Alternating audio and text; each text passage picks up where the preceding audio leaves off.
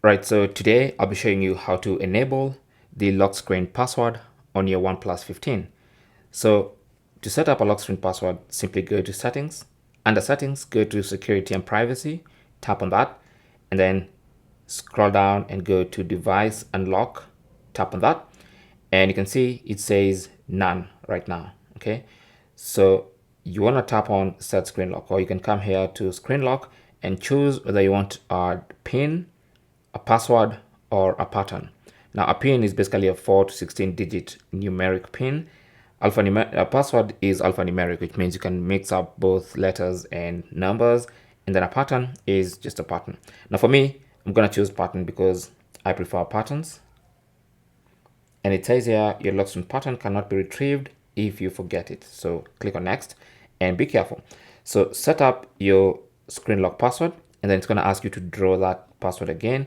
And if you chose password, it's going to ask you to type in your password again. So once the password is set, I'll tap on done, and then that's it. Now it's going to also prompt you to set up fingerprint. So you can do that if you want to, but for me, or for this tutorial, it's just a password. So from now on, your screen is protected via a password or pattern. Thanks for watching. Don't forget to like and subscribe, and good luck.